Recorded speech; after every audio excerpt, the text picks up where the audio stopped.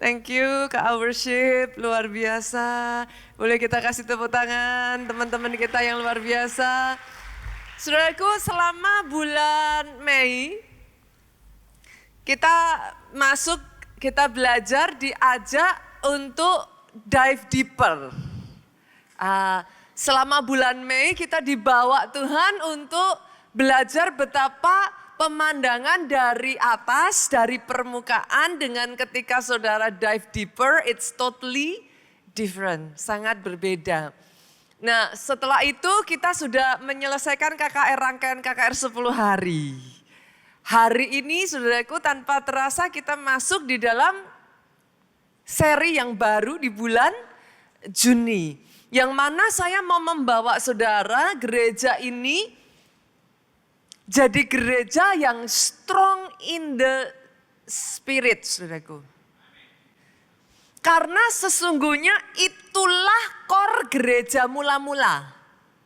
Saya tarik saudara ngelihat ke gereja mula-mula ya. Kalau kita renungkan saudaraku, zaman gereja mula-mula, menurut saudara apakah mereka sudah punya kemampuan berorganisasi yang kuat? Secara organisasi terbatas ya Pak. I don't think, saya rasa mereka belum punya SOP yang lengkap. Manajemen terbatas. Sampai pernah dicatat ada satu kali pembagian untuk para janda terabaikan. Jadi masalah masih ada, secara organisasi struktural juga masih terbatas Bapak Ibu.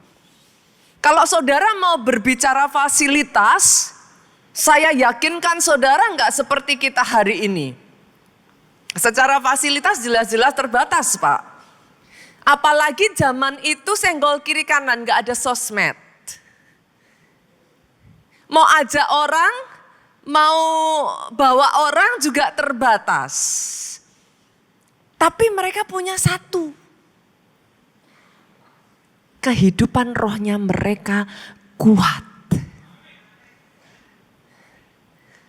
Spiritually, rohnya mereka strong. Dan hebatnya, dari situlah Pak, kegerakan terjadi. Hebatnya dari situlah ledakan revival sampai kemana-mana. Karena rohnya, core-nya mereka kuat. Hari ini saudaraku, saya akan membawa saudara memahami core mereka bisa kuat. Tidak bisa tidak. Peranan dari berdoa. Boleh nggak saya tarik sepanjang bulan Juni ini, saya ajak yuk. Let's strengthen our spiritual life. Ayo kita kuatkan lagi kehidupan roh kita. Saya akan menyampaikan satu seri firman Tuhan yang berjudul Strong in Prayer. Strong in Prayer. Boleh nggak langsung saya to the point tanya aja Bapak Ibu? Boleh ya? Lihat kiri kanan saudara, tanya, masih doa enggak?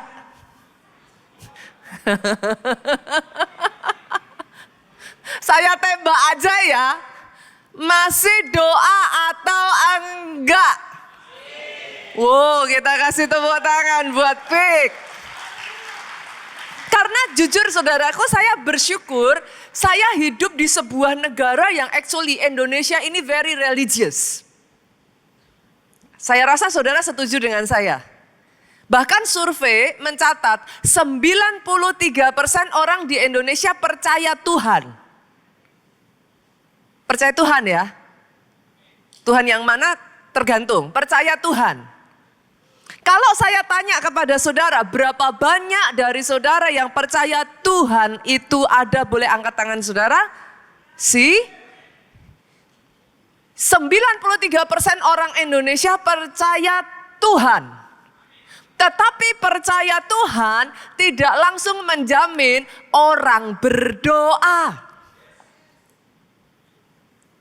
Kalau kalau saya tanya berapa banyak dari saudara masih berdoa, tentu saja akan ada sangat banyak yang ngomong, yes pastor, saya masih berdoa, puji Tuhan. Tapi kalau mau jujur saudaraku, sebagian akan, masih lah pastor, doa makan. Tapi sebagian lagi, yang lain teriak, yes. Lagi gini saudaraku. Ya gitulah pastor. Banyak yang tidak berdoa. Pertanyaannya sekarang, kenapa enggak berdoa?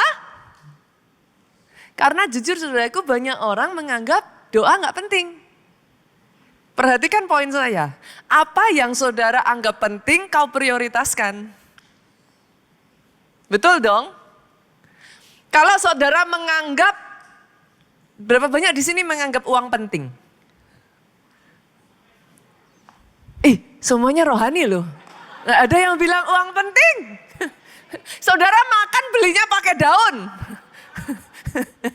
Penting lah saudara. Karena saudara menganggap uang penting, maka saudara ngomong kan, nggak bisa lah pastor, saya harus kerja. Kenapa saudara harus bekerja? Karena uang penting. Hari ini saudara pagi-pagi yang lain masih tidur, saudara datang lebih awal, para pelayan Tuhan, halo, berarti pelayanan penting nggak? Penting. Buktinya saudara prioritaskan, ada yang jauh-jauh, ada yang dari tempat yang bahkan ke sini aja butuh 2 jam. Nah tuh, berarti pelayanan penting. Pertanyaan saya, doa penting nggak? Yakin? Ini sebagian mantap, sebagian gini. Ya penting lah pastor, doa itu penting. Tapi kalau saya nggak berdoa kan Tuhan ya maha tahu ya pastor ya. Tuhan ya baik loh pastor ya. Tuhan tuh kan maha kasih ya pastor ya. Tanpa kau sadari, mungkin di pikiran kita tahu doa penting. Tapi kenyataannya doa bisa jadi sesuatu yang secondary. Kalau enggak pun enggak apa-apa. Tapi boleh enggak hari ini saya tarik berapa banyak di tempat ini yang mengaku orang Kristen, murid Kristus, angkat tangan. Saudara angkat tangan. Berarti kalau saudara bilang orang Kristen, saudara murid Kristus, kita ikut guru kita enggak? Ikut guru kita aja ya. Boleh enggak saya ajak ngeliat seperti apa sih Yesus terhadap doa? Apa pandangan Yesus tentang berdoa? Kita buka yuk satu persatu kita lihat. Lukas pasalnya yang ketiga ayatnya yang ke-21. Ketika seluruh orang banyak itu telah dibaptis dan ketika Yesus juga dibaptis dan sedang berdoa, terbukalah langit.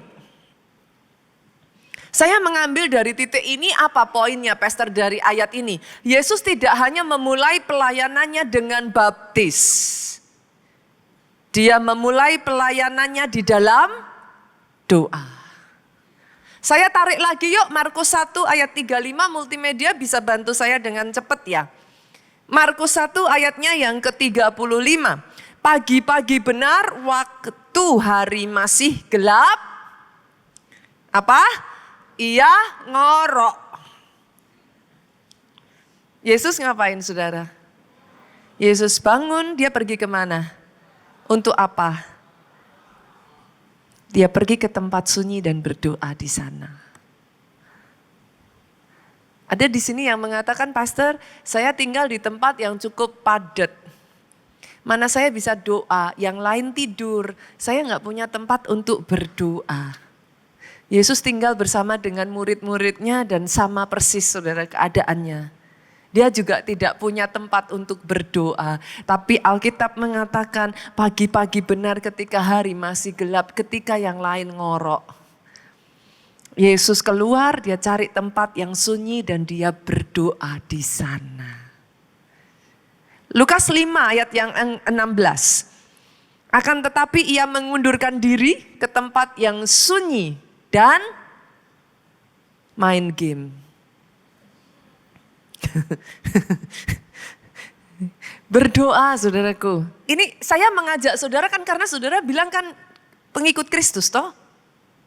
Berarti ngikutin gurunya toh.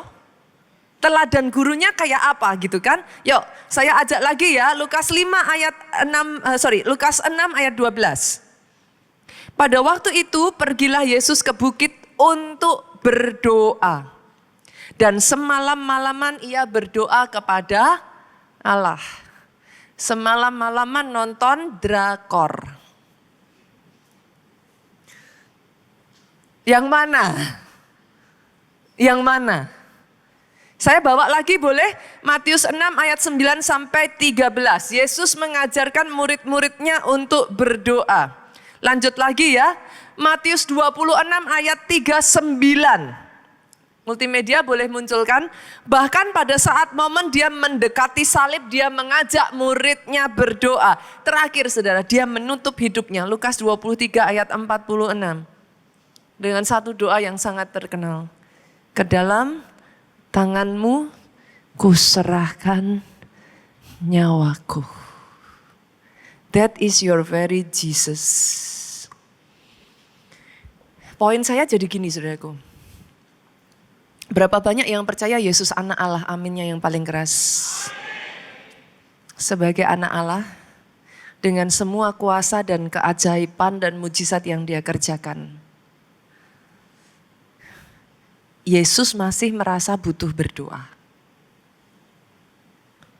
Senggol kiri kanan boleh, kemana kitanya gitu kan. Siapa kita ini gitu. Kalau dia yang anak Allah, dengan semua kehebatannya masih ngerasa butuh berdoa. Siapa kita ini Bapak Ibu? Kita merasa kita mampu tanpa doa.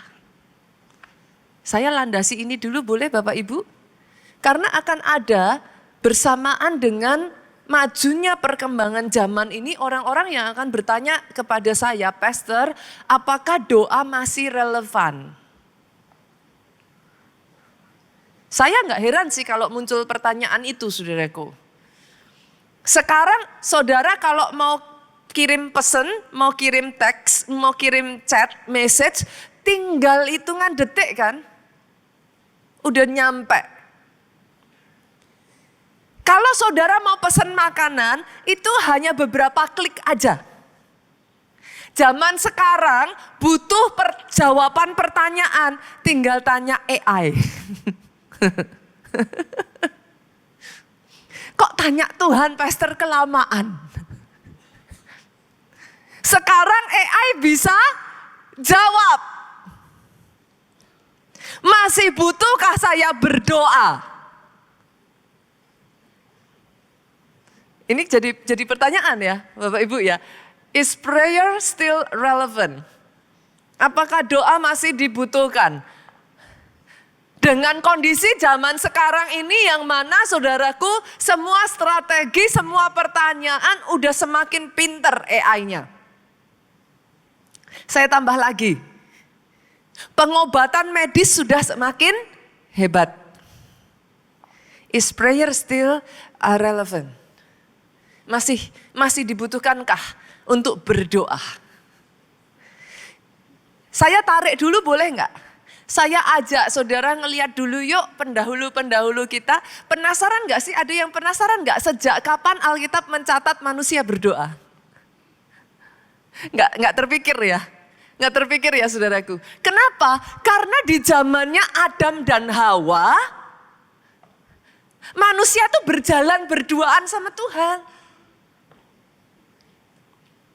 Apa sih arti doa itu Bapak Ibu? Apa arti doa? Bercakap-cakap, berbicara dengan Tuhan. Pola doa orang manusia pertama, Adam dan Hawa, enggak seperti saudara. Pola doa manusia pertama itu eye to eye. Bertatapan muka, Pak. Jadi nggak dicatat tentang doa. Sampai, yuk kita buka. Penasaran kan Bapak Ibu? Kejadian pasalnya yang keempat, ayatnya yang ke-26. Lahirlah seorang anak laki-laki bagi Set juga. Anak itu dinamainya Enos.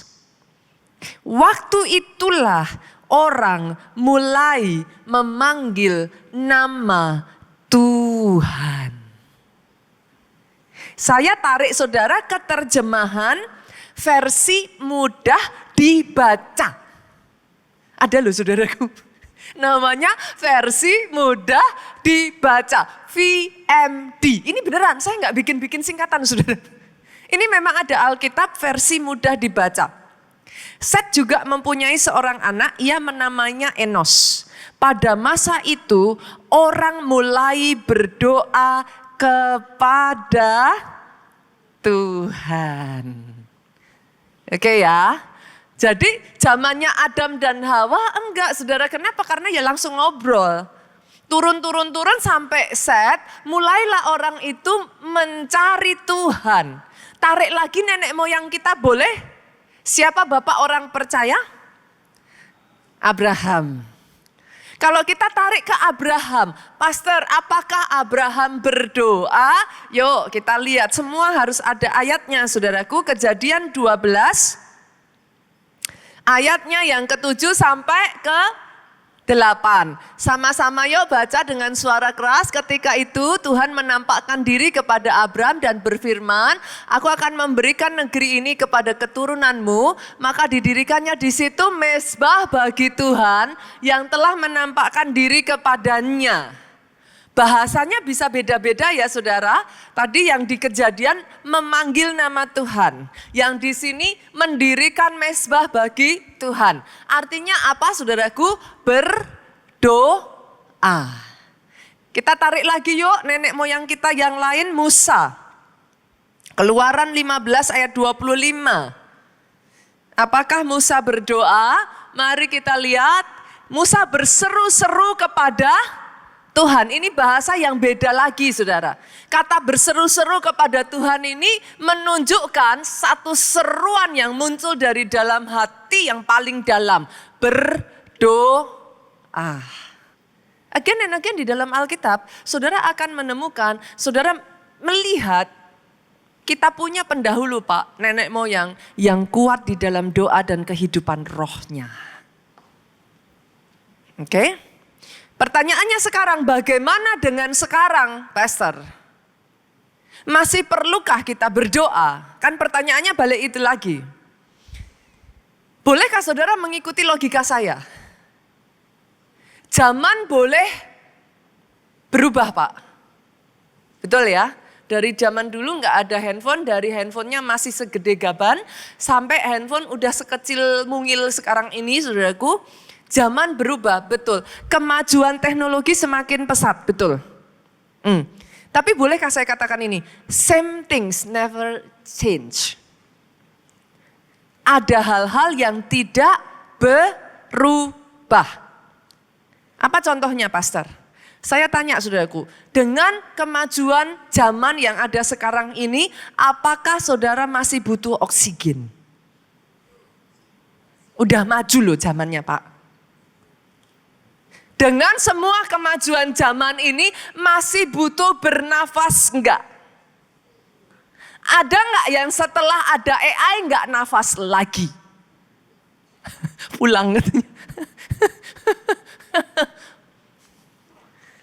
Ternyata oksigen masih relevan ya. Charles Spurgeon saudaraku mengatakan ini. Prayer is the breath of the new life in Christ. Doa adalah nafas hidup yang baru di dalam Kristus. Sama seperti engkau butuh oksigen, doa itu nafas hidup orang Kristen. Kalau jasmanimu butuh oksigen untuk nafas, rohmu butuh doa untuk tetap bisa bernafas. Aminnya yang paling keras. Sampai di sini Bapak Ibu? Boleh ya? Ternyata dengan semua perkembangan zaman, ada hal-hal yang tidak berubah. Engkau masih butuh oksigen untuk bernafas. Engkau butuh doa. Kalau saya tanya kira-kira saudaraku, zaman dulu pastor, ya dengan keadaan yang ada ya wajarlah ya kalau orang berseru sama Tuhan. Manusia itu masih banyak terbatasnya. Tapi kalau zaman sekarang ini kan Bu jujur loh ya lebih mudah. Lebih dipermudah, apa-apa lebih dipermudah. Kalau enggak hati-hati bahkan orang ngomongnya gimana? Asal ada uang, semua beres. Berarti yang dibutuhkan uang. Karena semuanya sudah berubah, Bapak Ibu. Tapi kalau saya boleh tanya sama Bapak Ibu, kira-kira ya, menurut saudara, orang zaman dulu sama orang zaman sekarang mana yang lebih butuh berdoa? Hah? Boleh nggak saya jawab, sama-sama butuhnya Pak? Sama-sama. Karena setiap zaman punya tantangannya yang berbeda. Apakah menurut saudara dengan kemajuan yang ada tantangannya berkurang? Buktinya dengan zaman yang sudah semakin maju ini, isu global warming muncul. Isu katanya sudah semaju ini, kekurangan pangan muncul. Loh kita hidup di dunia mana kok masih ada isu kekurangan pangan? See? Dengan semua kemajuan zaman ini saudaraku, ternyata tetap ada masalahnya. Some things never change. Ada hal-hal yang tidak berubah, ada faktor yang tidak berubah. Masalah akan terus ada mau di zaman manapun Bapak Ibu. Dan di tengah hiruk pikuknya dunia yang seperti ini, Rasul Paulus memberikan kepada kita sebuah nasihat. 1 Petrus yuk kita lihat. 1 Petrus pasalnya yang keempat, ayatnya yang ke-7 saudaraku. Kesudahan segala sesuatu sudah dekat. Karena itu kuasailah dirimu dan jadilah tenang. Supaya apa? Kamu dapat berdoa. Jadi nasihatnya Petrus di tengah semua keadaan seperti sekarang ini saudaraku. Senggol kiri kanan, jangan ikut membebei. Jangan ikut ribut. Be still. Kuasai diri. Aduh pastor saya rasanya udah enggak. Kuasai diri. Dan jadilah tenang. Kenapa disuruh kuasai diri dan jadi tenang? Kalau enggak bisa doa. Hari ini saudara ibadah di tempat ini bolehkah saya katakan kuasailah dirimu dan jadilah tenang. Aminnya yang paling keras. Kalau enggak ininya jalan terus tuh. Jarinya nih loh enggak pernah bisa diem. Kalau saudara enggak menguasai diri, ininya nih jalan terus Bapak Ibu. Enggak bisa tenang, enggak bisa doa, enggak bisa nyembah. Padahal kenapa kok harus menguasai diri dan jadi tenang? Yuk kita lihat, Yesus sendiri ngomong nih saudaraku, Lukas 21 ayat 36. Apa? Supaya apa? Kita berjaga-jaga dan berdoa supaya dapat kekuatan menghadapi masa-masa sukar. Berjaga-jagalah senantiasa sambil berdoa supaya kamu beroleh kekuatan untuk luput dari semua yang akan terjadi itu. Di masa sukar engkau butuh doa.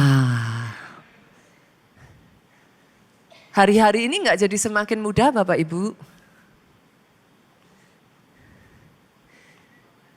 Apa yang penting pasti kau prioritaskan. Pertanyaannya balik-balik lagi saya tarik yuk.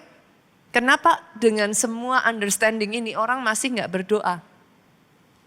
Gitu. Saya bawa ya supaya nanti kita bisa mengatasi itu. Yang pertama, bisa jadi orang tidak berdoa karena merasa nggak ada hasil dan nggak ada jawaban ketika berdoa. Mazmur yuk 13 ayatnya yang kedua. Berapa lama lagi Tuhan kau lupakan aku terus menerus. Daud itu teriak saudaraku. Berapa lama lagi kau sembunyikan wajahmu terhadap aku. Ada banyak orang awalnya berdoa. 2 hari, 3 hari, 1 minggu, 1 tahun berdoa. Tapi sampai di titik tertentu doanya nggak dijawab-jawab Bu. Dan sekarang capek berdoa.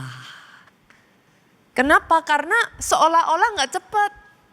Apalagi kita hidup di zaman sekarang yang semuanya serba instan. Makan mie aja kalau zaman dulu orang harus ambil tepung diolah, dipotong saudaraku satu-satu keluar sampai mie-nya jadi. Zaman sekarang nggak perlu, sudah ada mie instan. Semuanya udah serba instan Bapak Ibu. Akhirnya kayak gimana ya? Kalau kelamaan itu pada nggak mau gitu. Yang cepet-cepet aja lah pastor gitu. Coba sekarang saudara disuruh ngisi app. Kalau kelamaan bosen nggak? Ini app susah. Padahal sebenarnya nggak susah, cuma ngisi aja. Tapi susah gitu. Lama, repot. Semua maunya instan. Padahal saudara, yes ada doa yang langsung dijawab dengan cepat. Masih ingat kisah Elia? Elia minta api turun dari surga, apa yang terjadi? Jeder, api turun dari surga.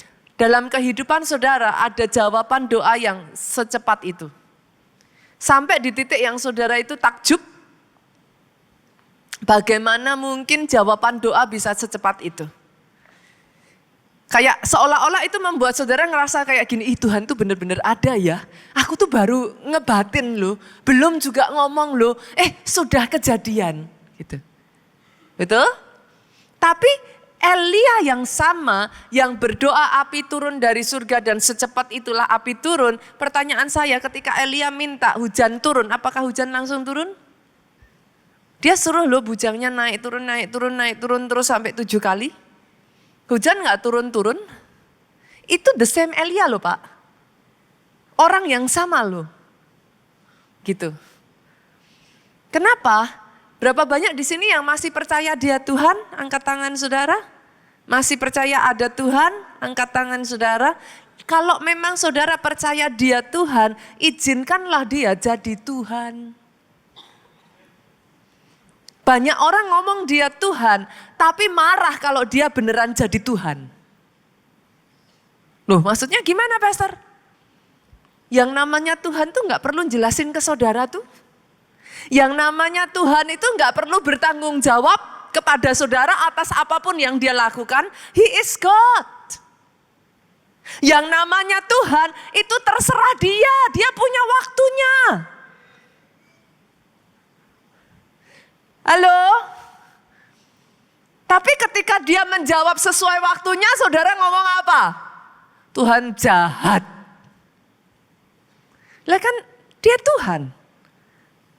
Dia punya hak. Kapan dia mau jawab doa itu? The question is simple actually. Do you let him be God in your life? Dan sadar sepenuhnya kita ini hanya ciptaan Tuhan. Yang pertama ya saudaraku, bisa jadi kita gak berdoa karena kita ngerasa ya doa gak dijawab-jawab, doa gak ada ininya gitu, sia-sia. Yang kedua saudaraku, Jangan-jangan ada banyak orang nggak tahu cara doa yang benar. Berapa banyak di sini yang hobi main padel? Boleh lambaikan tangan? Nggak ada, semua nggak suka main padel. Saya dengar KA itu punya pemain padel yang hebat-hebat loh. Champion katanya. Berapa banyak di sini yang hobi main tenis? Nggak ada juga. Saudara hobi apakah? Berapa banyak di sini yang hobi main badminton? Oh baru ada, oh Indonesia banget ya saudaraku. Berapa banyak di sini yang hobi sepak bola? Basket. Nah saya ngeliat nih, oke turunkan tangan saudara. Pertama kali saudara main basket, saya tanya apa langsung bisa dribble bola? Itu dribble aja ya saudara, bola tuh bisa lari-lari loh. Betul? Sesederhana saudara berpikir sepak bola, pertama kali nendang bola tuh bisa luput loh. Bola di mana saudara kaki kemana? Betul? Pertama kali saudara main tenis, main padel, bisa mukul nggak? Bisa, ngasal pastor. Make sense? Ternyata ketika kita nggak bisa cara mainnya, nggak fun. Saudara menemukan gak sih manusia tuh so selfish? Saya kasih bukti boleh? Pada saat saudara foto bersama orang banyak, yang saudara cari pertama siapa? Hah? Saudara lihat betapa cantiknya foto itu berderet? Enggak peduli. Waktu disuruh milih foto, enggak peduli yang lain tutup mata, yang penting saudara paling cantik di foto itu. Maka foto itulah yang kau pilih. Ya kan, jujur kan? Manusia itu seegois itu. Tahukah saudara, kalau saudara bilang saudara hobi main basket, saudara hobi main bola, hobi main padel, most probably, kemungkinan besar, saudara ahli di bidang itu.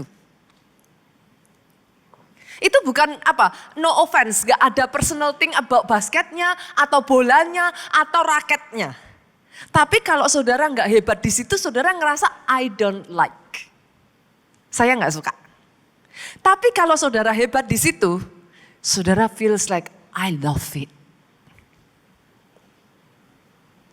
Ada kemungkinan banyak orang tidak suka berdoa karena tidak tahu cara berdoa. Sama seperti saudara main tenis, itu ada yang namanya backhand, ada yang namanya forehand, ada yang namanya loop. Ada cara-caranya. Kalau basket saya nggak terlalu familiar. Kalau basket apa tuh namanya? 3 point. Apalagi kayak gitu saudaraku. Itu ada caranya. Nggak setiap kali kan saudara shooting terus harus 3 point terus. Pokoknya saya nggak mau kalau nggak 3 point, pastor. Udah deket, saudara justru mundur ke belakang. Pokoknya harus 3 point. Apa begitu? Kan enggak toh? Kan tergantung toh di mana saudara syuting dengan cara apa. Doa juga sama. Doa tuh nggak semata-mata diem. Pastor saya kalau doa ngantuk. Doa tuh nggak semata-mata diem. Menunggu, nggak ada suaranya tuh. Enggak ada, masih belum ada. Enggak selamanya doa begitu Bapak Ibu. Ada saatnya dalam doa saudara memuji menyembah Tuhan. Pastor suara saya jelek. Saya enggak suka bagian yang itu. Ada lagi. Itu bagian dari suara saudara jelek juga enggak apa-apa. Bagian berteriak sama Tuhan. Itu semua orang bisa. Saudara hanya perlu menuangkan isi hati. Saudara nangis, saudara berseru sejadi-jadinya sama Tuhan. Gak perlu suara merdu Bapak Ibu. Ada momen juga di dalam doa di mana saudara itu ngobrol. Ada momen, make sense gak sih Bapak Ibu? Kalau kita gak tahu caranya berdoa, seringkali kita jadi males mau doa.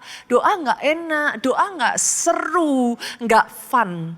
Padahal setelah saudara jago tuh main padel, main tenis, pengen main terus nggak? Jadi ketagihan nggak main basket? Jadi ketagihan bola nggak, futsal nggak? Iya. Why? Now saudara udah mahir. Saudara tahu liuk-liuknya doa. Saya kalau doa itu nabrak plafon terus, pastor. Kayak rasanya itu nggak tahu, nggak naik doanya. Tapi setelah saudara ngerasain ada satu titik di dalam doa tuh kayak das. Itu tuh kayak rasanya tuh apa sih saudaraku? Wow, asik ya doa itu.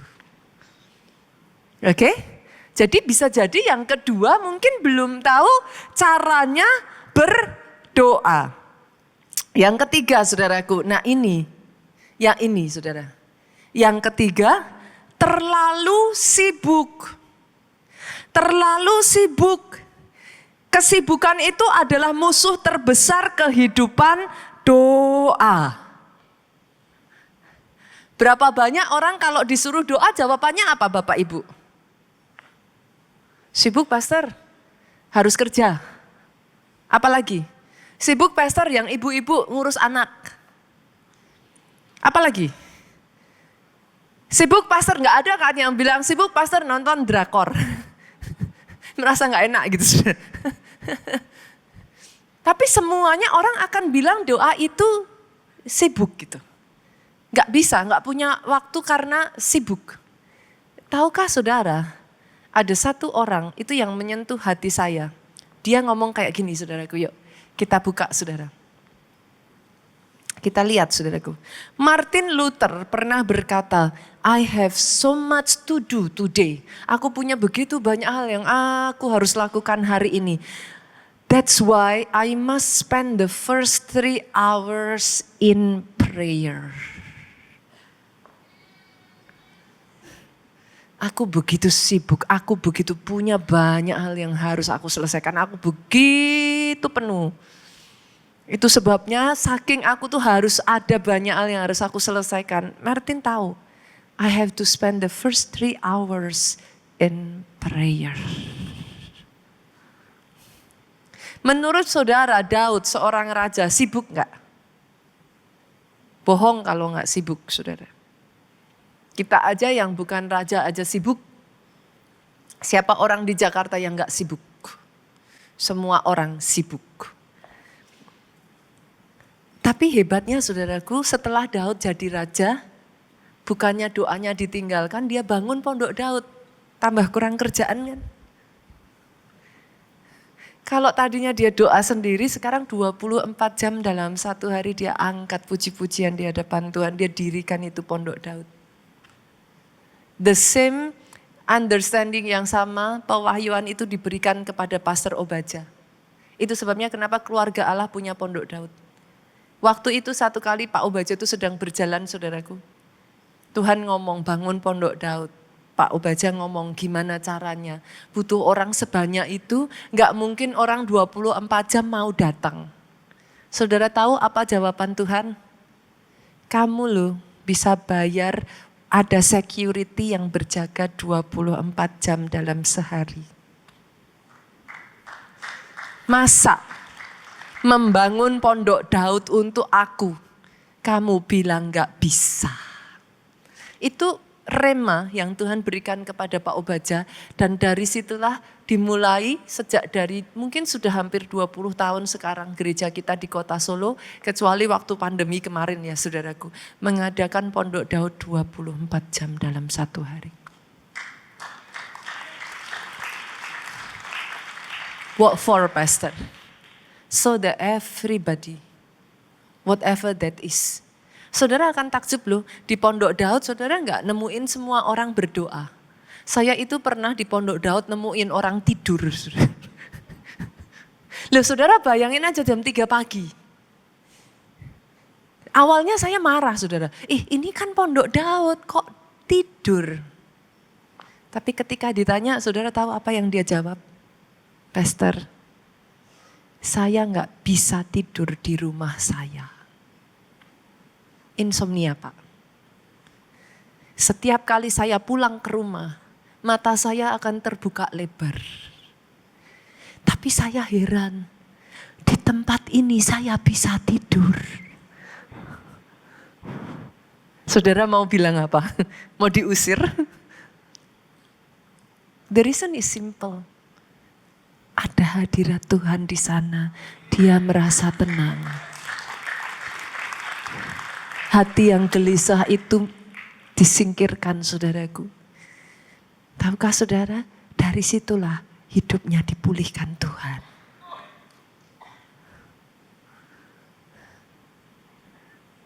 Menurut saudara, orang dengan kapasitas Daniel, sibuk enggak Bapak Ibu? Sibuk ya? 3 raja loh. Kalau zaman sekarang mungkin apa? 3 presiden gitu. Tapi kan kalau presiden ada masa jabatan ya Bapak Ibu. Kalau raja itu enggak pernah tahu sampai masa meninggalnya. Tapi hebatnya Daniel, 3 tampuk pemerintahan saudaraku, dia tetap diangkat menjadi orang yang ada di jabatan yang tinggi saudara. Saya rasa kita sepakat bahwa Daniel orang yang sibuk. Tapi coba saudara lihat Daniel 6 ayatnya yang ke-10 saudaraku. Mengatakan, sebab itu Raja Darius membuat surat perintah dengan larangan itu. Terus. Demi didengar, kalau saya nggak salah ya. Saya lihat terlebih dulu ya. Daniel pasalnya yang ke-6 ayatnya yang ke-10. Demi didengar Daniel bahwa surat perintah itu telah dibuat, pergilah ia ke rumahnya, dalam kamar atasnya ada tingkap-tingkap yang terbuka ke arah Yerusalem. Dengar ini saudaraku, 3 kali sehari ia berlutut berdoa serta memuji Allahnya seperti yang biasa dilakukannya. Kalau ada kata seperti yang biasa dilakukannya berarti itu dia lakukan baru hari itu doang atau emang itu kebiasaannya dia. Padahal ayatnya ngomong gini, demi didengar Daniel bahwa surat perintah itu telah dibuat.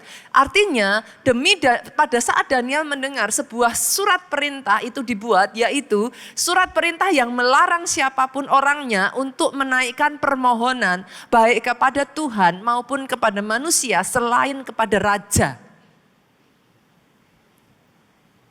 Oke? Daniel tetap berdoa 3 kali sehari. Sesibuk itu. Ada satu pribadi tentang doa yang saya itu sangat terinspirasi selain dari Pastor Adeboye saudaraku. Tapi saya tuh menemukan satu pattern yang sama. Orang-orang yang dipakai Tuhan dahsyat ini saudaraku. Orang-orang yang hidupnya itu berbeda dari kebanyakan orang. Orang-orang yang bisa survive, mengatasi keterbatasan manusia. Orang-orang yang bahkan dibawa sampai naik tinggi saudaraku. Melampaui kebanyakan orang. Saya menemukan satu hal ini. Mereka punya kehidupan doa yang kuat dan konsisten. Itu gak bisa dihilangkan. Pastor Yonggi Cho used to be the pastor of the biggest church, saudaraku. Saudara tahu apa yang beliau katakan, saudara? Ini langsung saya bacakan saja ya, saudara. Dari orangnya, perkataan dari Pastor Yonggi Cho sendiri. Ini yang dia katakan. Saya harus mengurus pada saat itu ya, saudara, 750.000 jemaat. Saya harus mengurus gedung ibadah berkapasitas 12.000. That moment, saudara harus tahu, that is the biggest. Saya harus mengurus gereja satelit, pelayanan televisi, 300 rumah doa untuk orang sakit, gereja internet, bukit doa dengan 7.000 tempat duduk, mengurus fasilitas makan untuk 3.000 orang yang berdoa puasa di sana setiap hari, mengelola politeknik, panti jompo, mengurus surat kabar dengan sirkulasi 500.000 eksemplar tiap hari, mengelola university dengan 3.000 mahasiswa, mengurus 600 misionaris dan seterusnya. Saya tanya, menurut saudara Pastor Yonggi Cho sibuk enggak? Ini yang dia katakan, itu sebabnya. Boleh dimunculkan ketika saya ada di sana. Nah, lihat saudaraku. Ini ada di dia punya Memorial Park, saudara. Sebuah rumah didirikan saudaraku untuk menghormati ataupun mengenang Pastor Yonggi Cho. Ini yang pertama kali saudara akan temukan, prayer is the top priority in my ministry, saudara.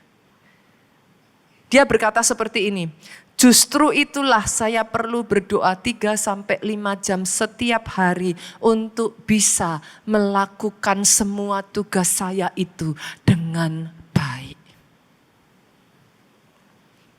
The more you carry, the heavier your burden is, the more you need to pray.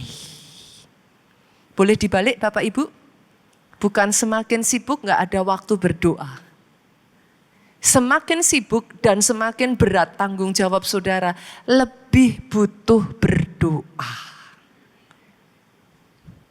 Amazing ya Bapak Ibu ya, amazing ya. Understandingnya yang selama ini salah kita harus perbaiki gitu. Kalau tadinya kita berpikir doa itu buang waktu, ternyata doa itu sumber kekuatan. Yang keempat, kenapa orang masih tidak berdoa saudaraku? Karena dia mengandalkan kekuatannya sendiri. Saudara, tadi poin yang ketiga saya melewatkan satu ilustrasi yang cantik sekali saudaraku. Saya ceritakan anyway ya, karena menurut saya ilustrasi ini tuh bagus sekali.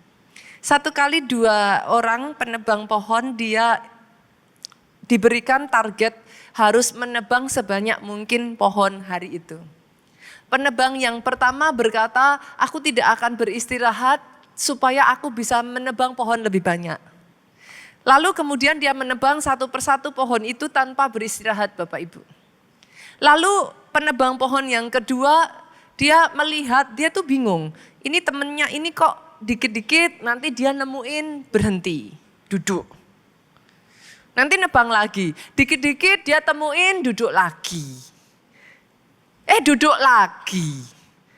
Di dalam hatinya penebang yang pertama berkata, udah jelas pasti yang seperti ini, saya bisa menebang pohon lebih banyak.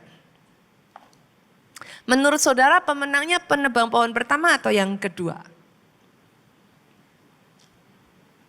Kenapa Bu?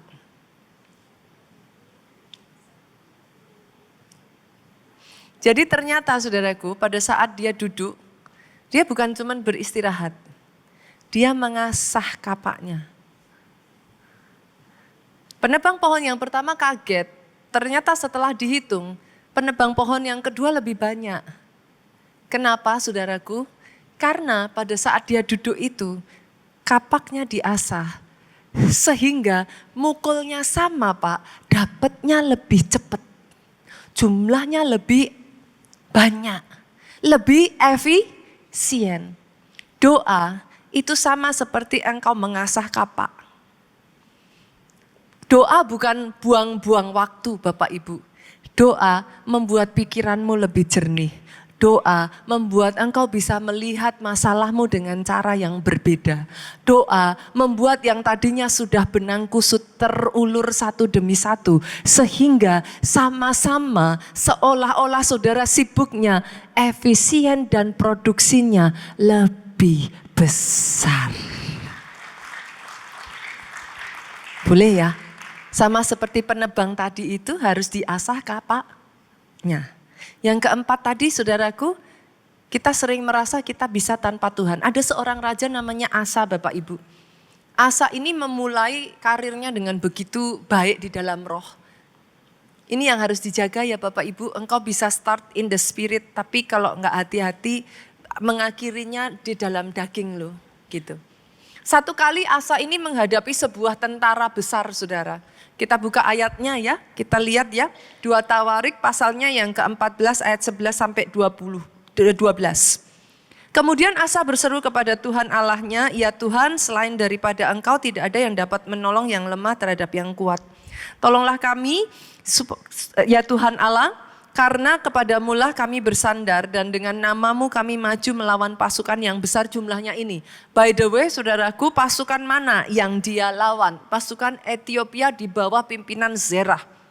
Dan lihat apa yang terjadi saudaraku, Tuhan memukul kalah orang Ethiopia itu di hadapan Asa dan Yehuda. Orang-orang Ethiopia itu lari. Kenapa disebut besar? Karena pada saat itu Asa melawan 1 juta pasukan. Besar atau kecil Bapak Ibu? Dengan kapasitas Yehuda, kapasitas yang ada pada saat itu saudaraku terbatas sekali. Hitam di atas putih, Asa kalah.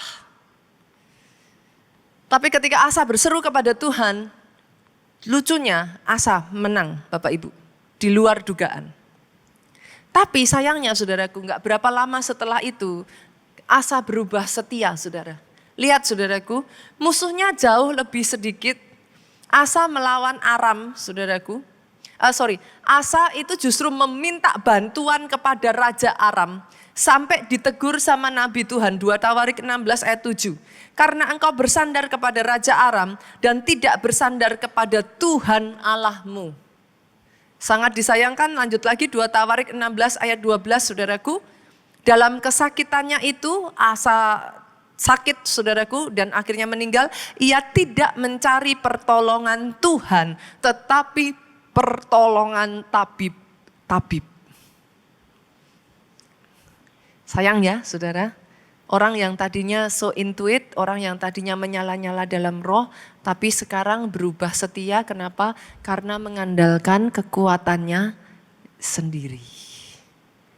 Yang terakhir ya, saya tutup dengan ini Bapak Ibu, yang terakhir kenapa orang tidak berdoa? Tidak tahu kuasa di balik doa. Saya akan tutup dengan ayat ini, worship leader singer boleh maju ke depan. Sama-sama yuk kita baca ayat ini. Yakobus pasalnya yang kelima, ayatnya yang ke-16 bagian B. Doa orang benar, ini ayat terkenal Bapak Ibu. Bila dengan yakin didoakan, sangat besar kuasanya. Ada satu ayat yang kalau saudara lupa seluruh ayat di dalam Alkitab, yang satu ini enggak pernah boleh lupa. Ini ayat penyelamat. 1 Tesalonika pasalnya yang kelima, ayatnya yang ke-7 saudaraku. 17 sorry. 2 kata. Boleh dibaca 2, 3? Yes.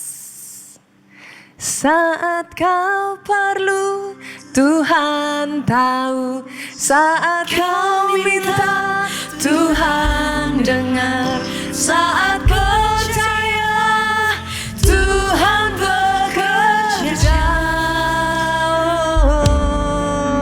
saat menangis Tuhan tahu, saat berdoa Tuhan dengar, saat bersyukur Tuhan